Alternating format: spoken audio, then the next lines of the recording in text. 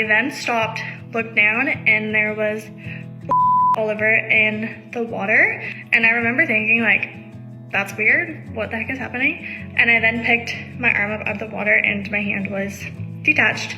I grew up on the water, wakeboarding, boating, tubing, all the things. Every summer was spent out on the water. It happened on a wave runner. So my friend and I were towing a tube behind a wave runner. So I was pulling in the tube and wrapping the rope around my wrist, like kind of like that.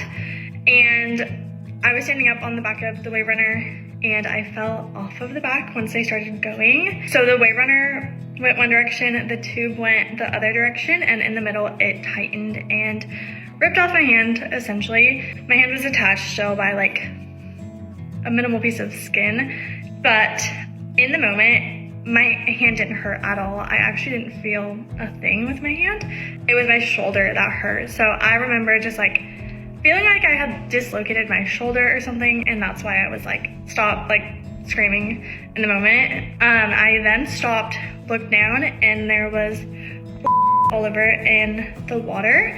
And I remember thinking, like, that's weird. What the heck is happening? And I then picked my arm up out of the water and my hand was detached.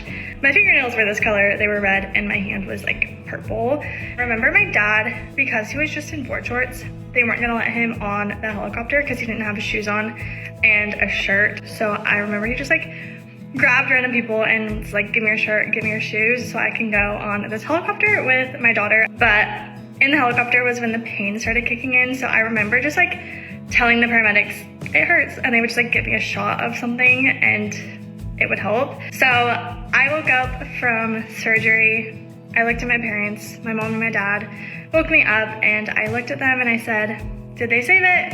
And they looked at each other and they looked at me terrified and they said no. And my first thought was, you're lying to me. Because if you've ever heard of phantom pains, it's a real thing. I could still feel my hand. I felt like I was making a fist. I was like, you're lying to me. My hand is still there. But obviously I knew that something that serious, they wouldn't just like mess with me. There's a time and a place, and that's not it. So I thought about it some more and I accepted it. I was like, okay, so I lost my hand.